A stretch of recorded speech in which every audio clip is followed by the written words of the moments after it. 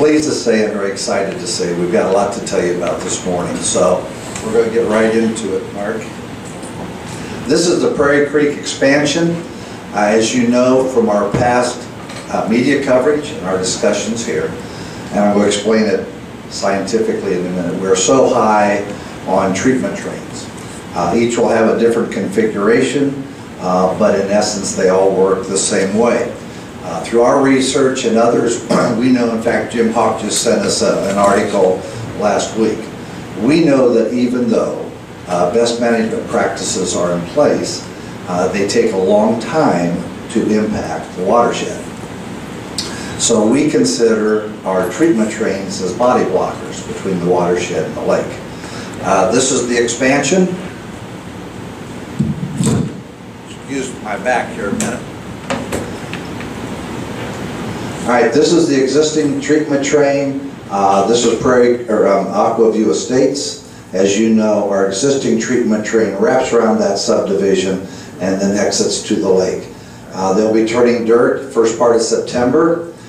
We've already purchased this 40 acres here, exiting in the same area, this impoundment behind Prairie Creek Island. We will put the second pump in the lift station, and that will enable us to pump over 3 million gallons a day versus 1. Why that's important is, and I don't know that you can see this in the back room, but everything we do, we measure for efficacy, because we have to go back to Columbus, as you know, for money.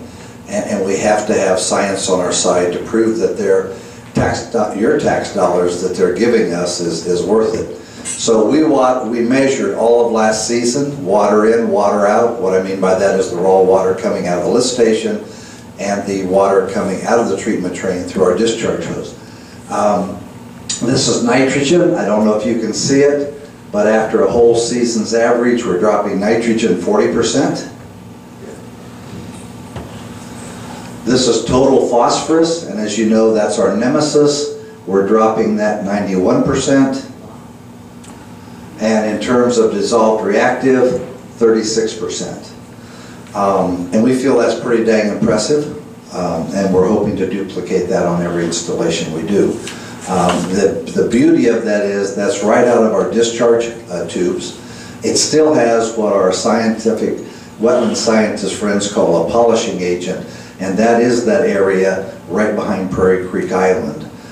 You noticed, or I hope you remember from past presentations, where the lily pads have just exploded. We've got volunteer willows going on.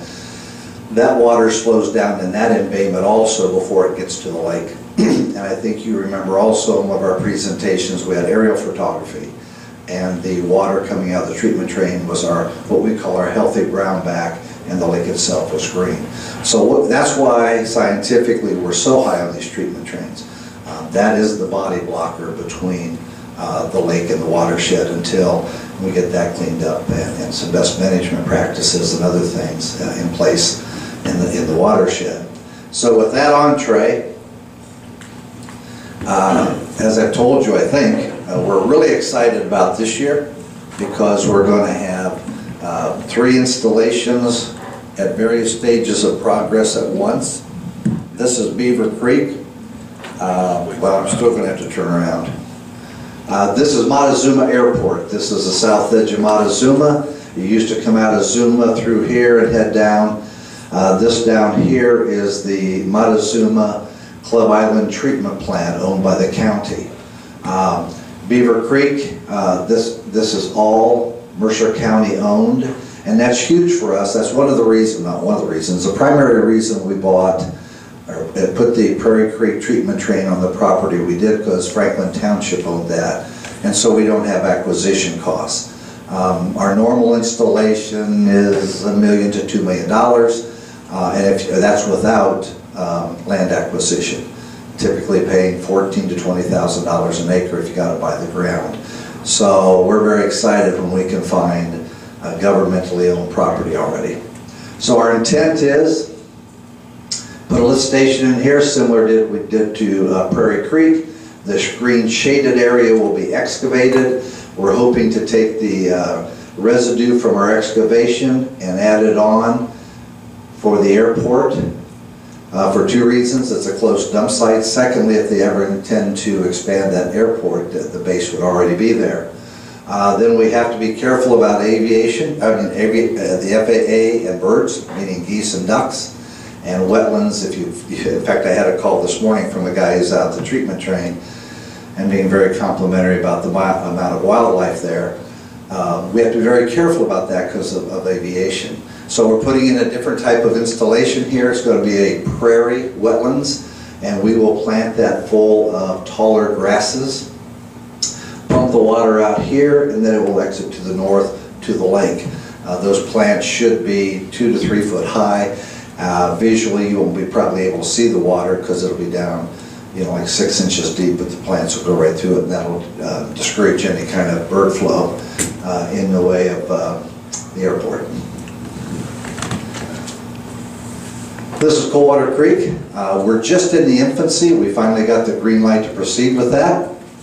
We're doing a lot of due diligence as we speak, but the basic premise is, and I don't think you've seen this diagram before, but if everything works out perfectly in a perfect world, we'll put a rock berm out in the lake encompassing the Mercer County waterfowl area.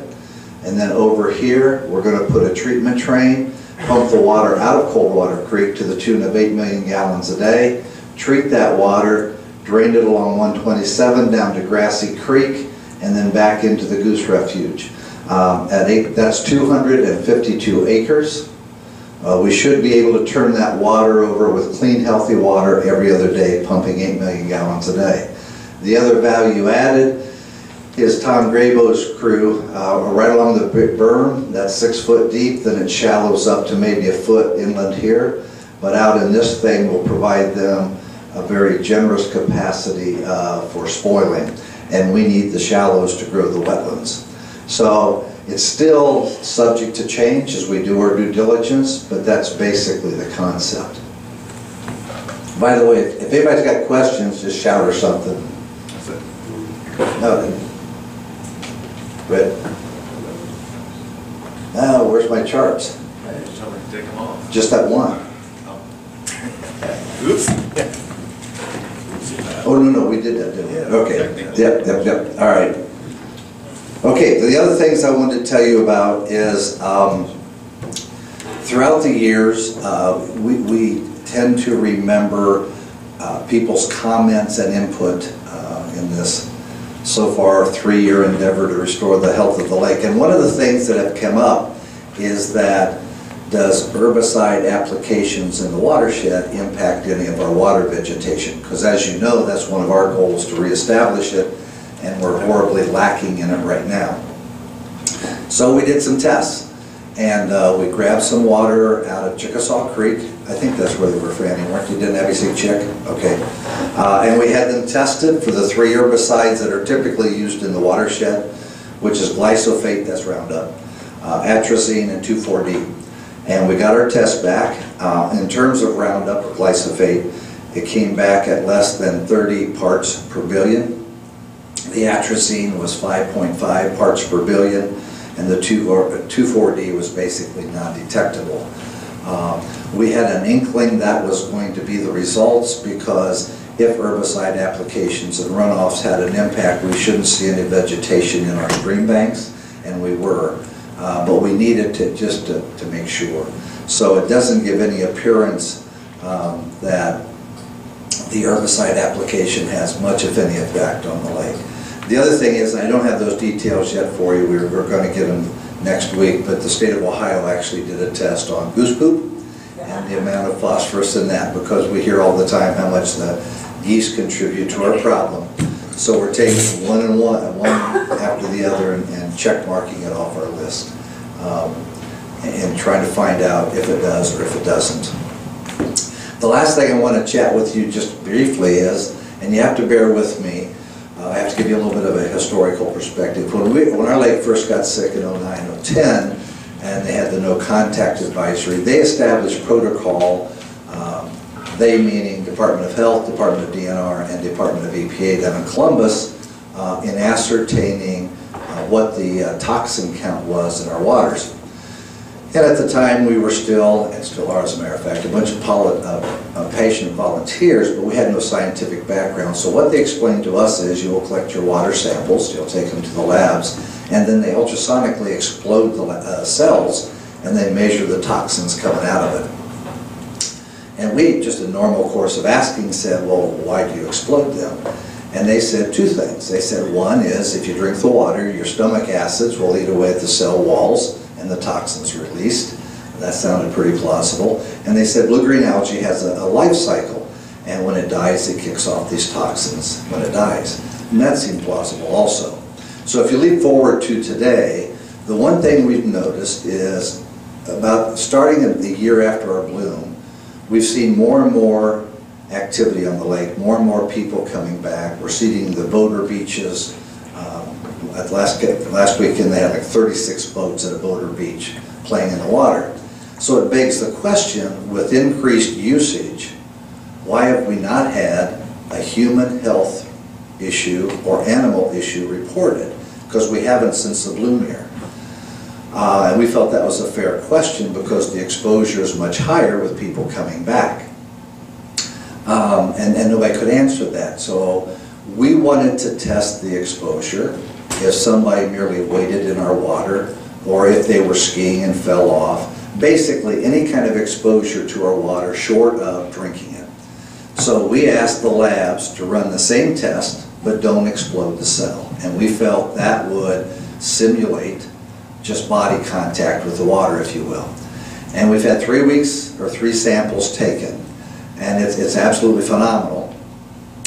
The first was 1.5 parts per billion, the second was 3.5, and the last one was 2.6. Now, the state of Ohio has established a minimum of 6 parts per billion. So our point is, apparently, based on the science, you can be in our water as long as you don't drink it, and you're below the minimum standards set by both World Health and the state of Ohio. So we got the 3 departments back on the phone, and we explained this to them, our new data, and we said, you know, we're a lot smarter 4 years hence. Is there new science out there? You know, do we really need this barrage of signage at all our public access points when seemingly it boils down to ingestion? That seems to be the key ingredient. If you don't drink the water, you could play in our lake relatively safely based on this new science. And we also ask them, is there a universal protocol, because blue-green algae has exploded across the United States and even internationally, is everybody doing the same test the same way? And we were told that no, it runs the gamut, and we asked what's the gamut? And some states do absolutely nothing. I used the example, I think I used it here. There happens to be a Grand Lake, Oklahoma, with the same issues we do, and their morning newscast, just like you give a traffic report, they give an algae report. And they say the algae is in the northeast corner of the lake, so go to the southwest and have a good day. They're that nonchalant about it. And don't misunderstand our message this morning.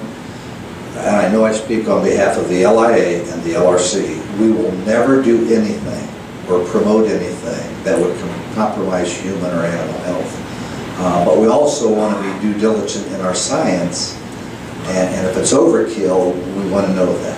If it's not overkill, we want to know that. So it's pretty exciting for us, and so the commitment out of the state of Ohio from those 3 departments is, quite frankly, it's too late for this season. We're heading into August, but they're going to take the off season and review all the science that's out there, what other states are doing, and maybe revisit the signage on our public access points. So that's pretty exciting for us. But I don't know if you saw the lake last night, but it was absolutely spectacular. We saw people on paddle boards paddling around, jet skis, skiers. It was just beautiful.